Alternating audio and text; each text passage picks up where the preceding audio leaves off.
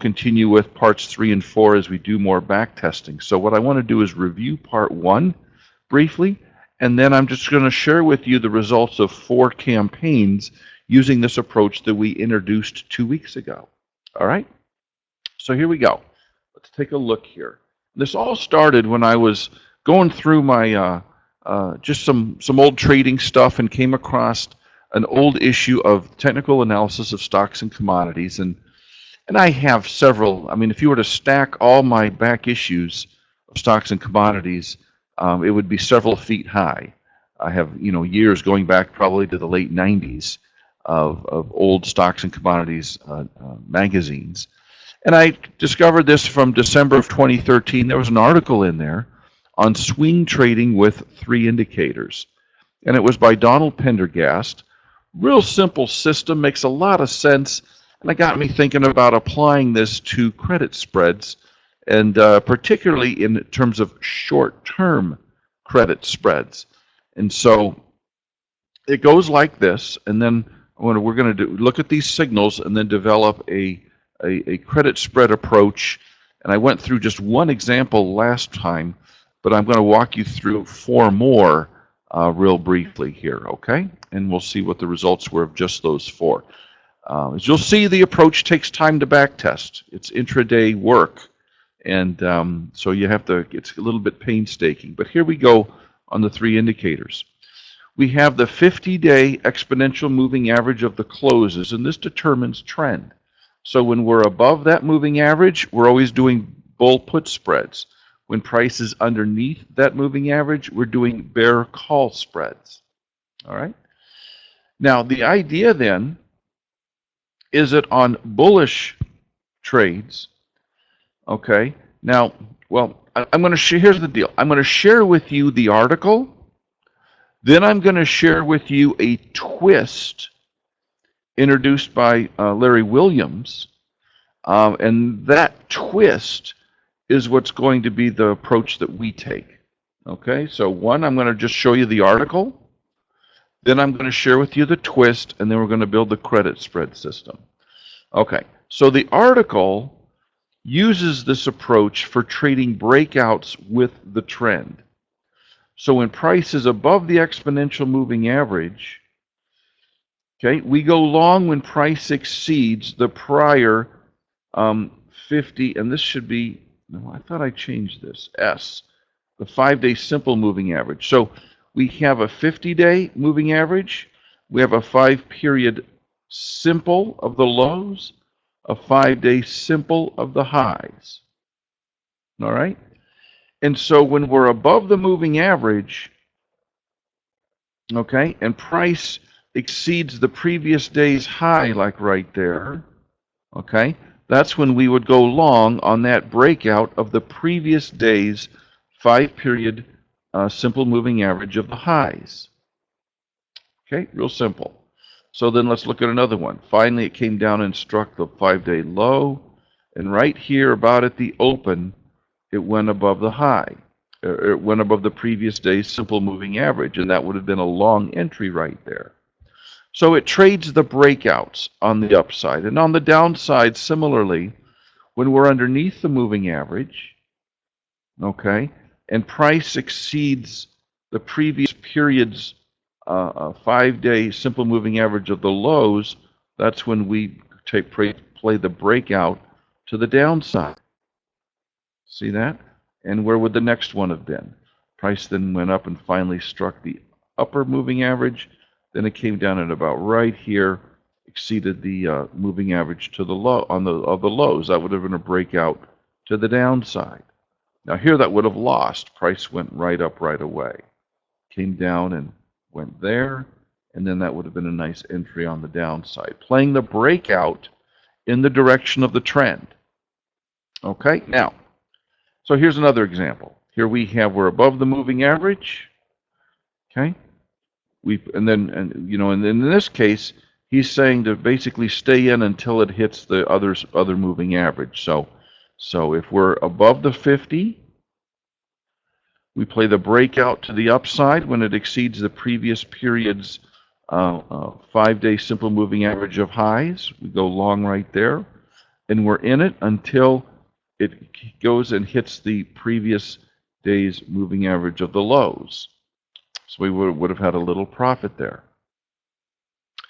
Now, what's interesting is Larry Williams teed off on this short-term moving average of the highs and lows idea, and he may have used a 3-day simple moving average. Maybe it was a 5.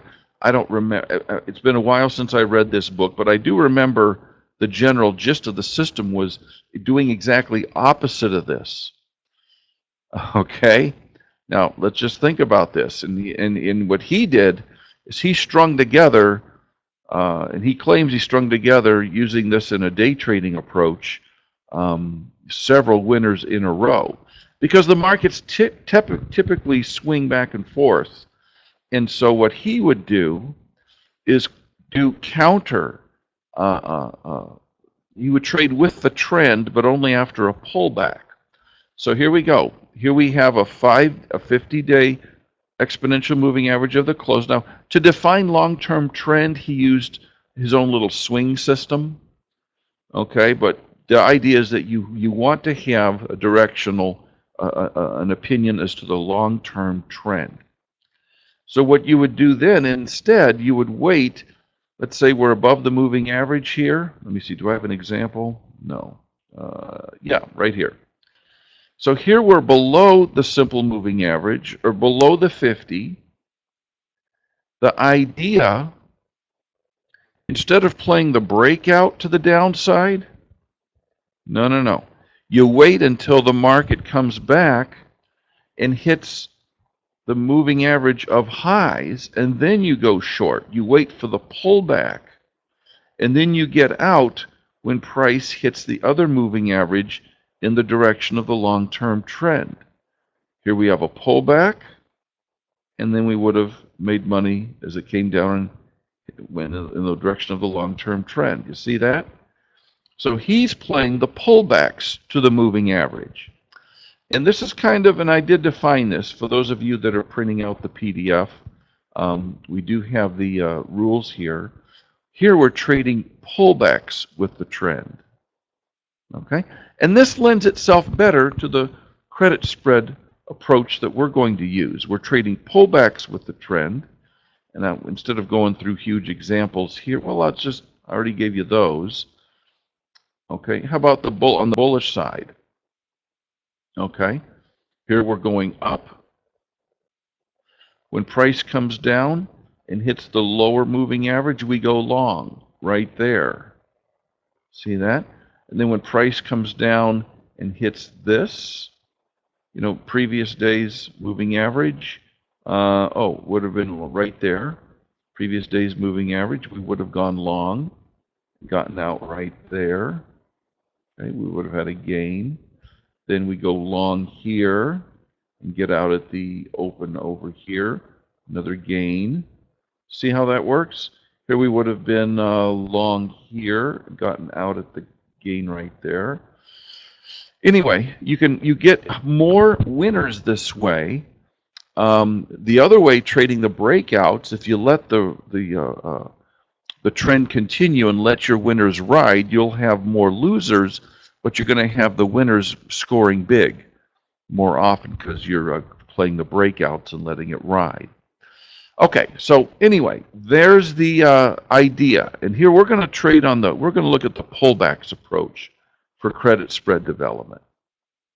All right, so where do we go on the pullback? If we go on the pullback, we're going to go out of the money. We're going to do our short strike of the credit spread, a distance of out of the money by basically the 5-day average distance between the high and the low. And in the SPX, we're going to do a 5-point spread. We're talking the SPX here, okay? 5-point spread on the long strike to create the credit spread. We're going to go out in terms of days to expiration as few days as possible, so long as we're modeling a profit to loss ratio of 2 to 1. I'll show you what that'll look like here in just a second. Okay, once we put it on, where do we get out for a loss? Simple. When the price moves in the direction of that pullback, it goes an additional distance of the high and low all the way and hits our short strike. We're going to get out. Boom, we're going to get out. And that way we limit our loss. Now, where do we get out for a profit? Two parts here. We're going to scale out half the position when price hits the opposite moving average, like what I just showed you. And then we're going to, at the same time, move our stop loss of the remainder up to break even to make sure we don't lose any money on that. That way we've locked in a gain.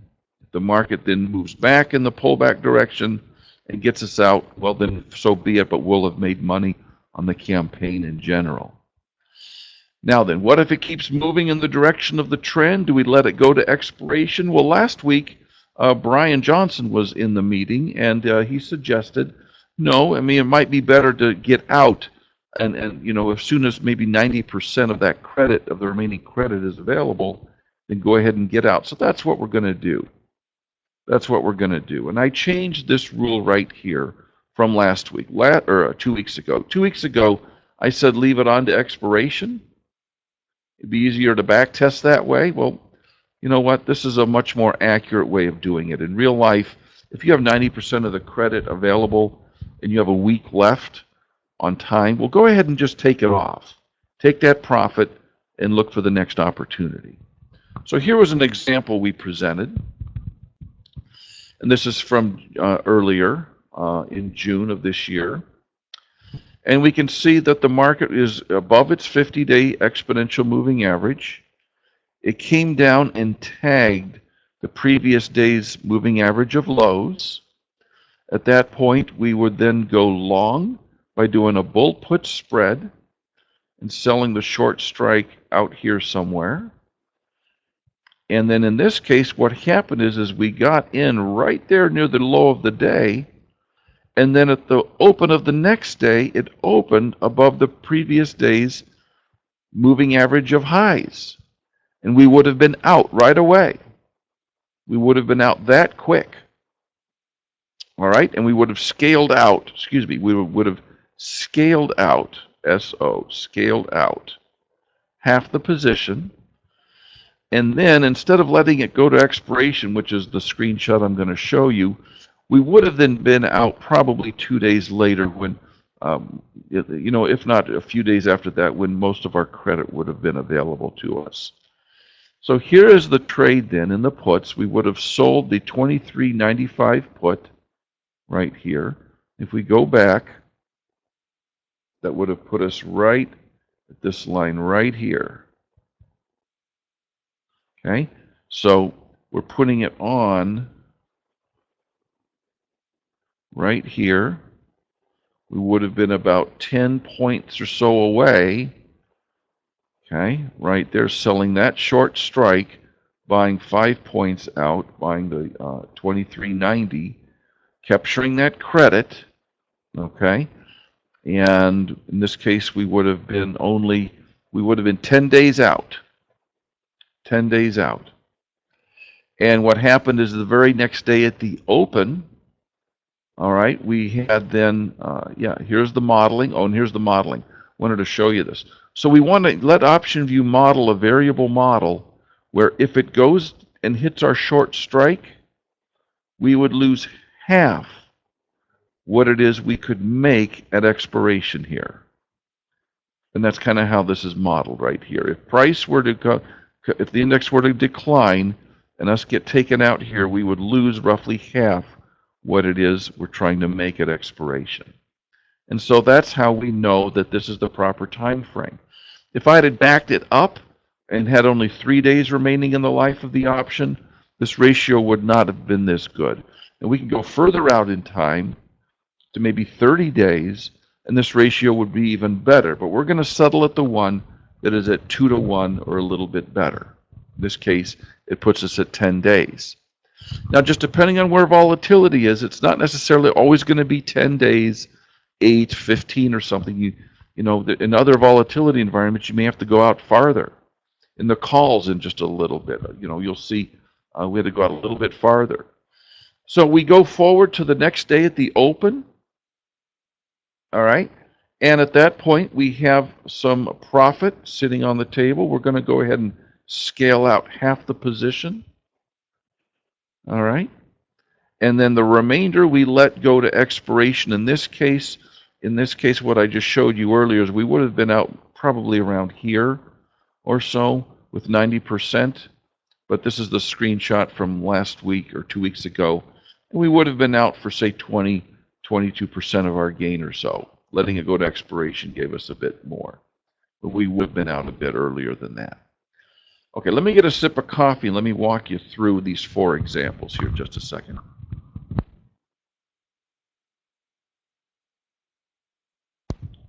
So I went through 4 campaigns here, and 3 of these were winners, 1 was a loser. So let's just start walking through this, and I'll just walk you through each moment by moment how this worked out on the chart. So the market is in a downtrend back in 2016. I'm going to start the testing here. 2016. We're now bearish, and things are bearish, and we're waiting for the market to go up and hit the previous day's 5-day moving average of the highs. Well, day by day goes by. Look at this. It just never does. Finally, here we have a day where the 5-day moving average was roughly here or so. So at this point, when the market finally climbed, finally climbed to the previous day's 5-day moving average of highs, we're now going to put on a bear call spread that makes money if the trend continues to the downside. So what we're going to do then is measure the distance of the previous day's high and low right here, and we're going to add it to where the market is at the time. And what you'll see then is it turns out to be at about 1955. So we sold the 1955 call, bought the 1960 call right there. Now, the market then came up to about 1947. It didn't hit the short strike at 55, so we were good.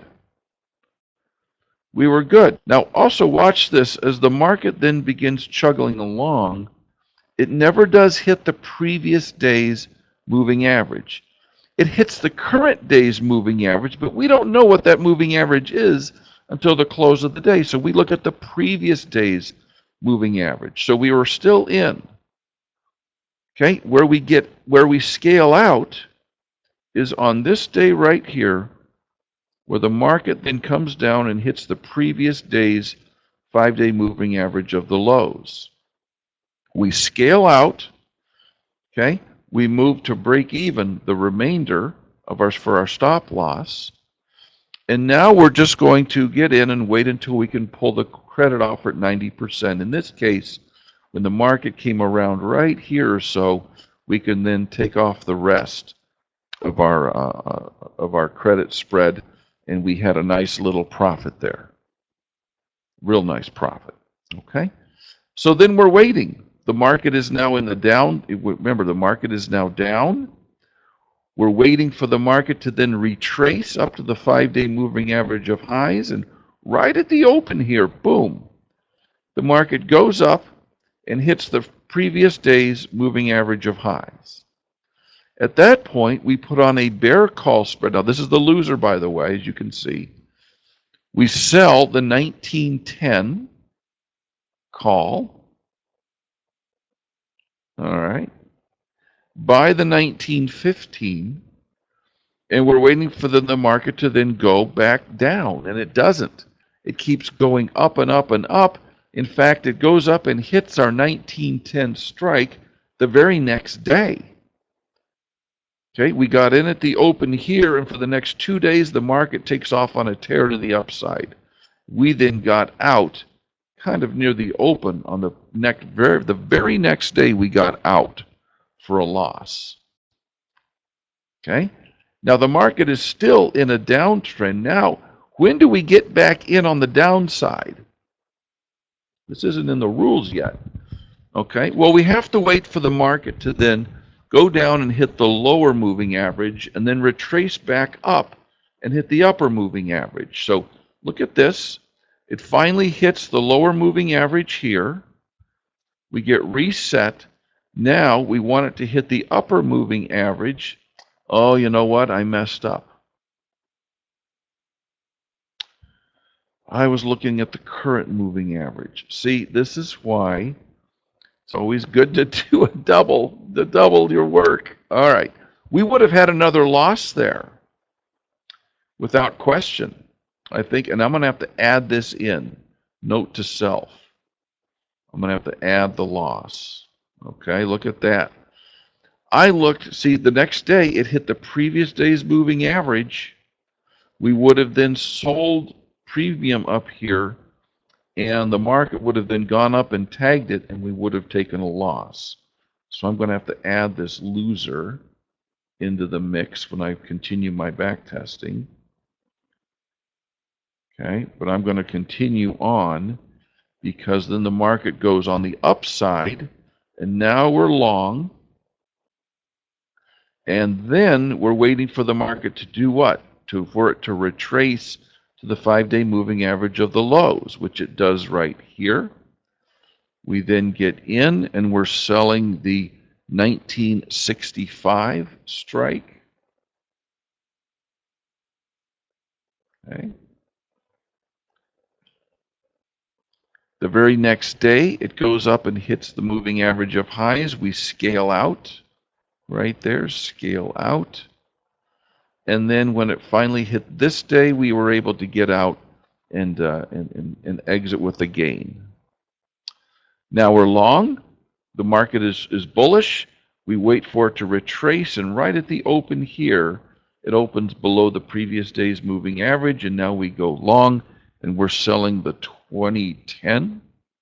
Wait a minute. We're selling the put.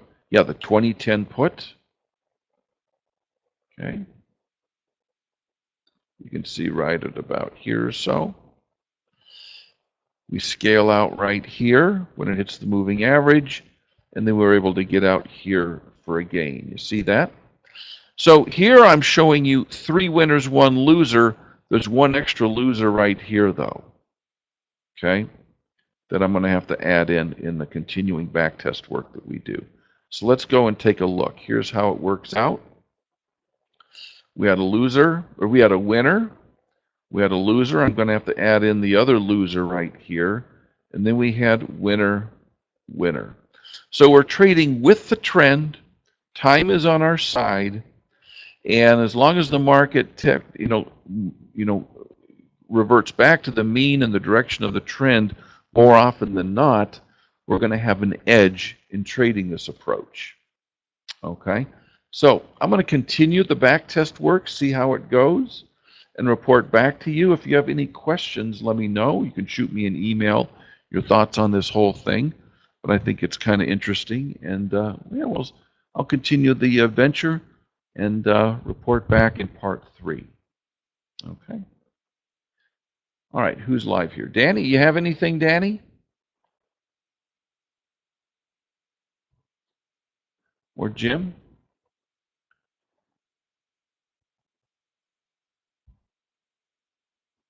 Perfect. Folks, thanks so much for joining us. We'll be back next week with part 3 of this or another presentation as well. Take care. Have a great rest of the day. Bye-bye.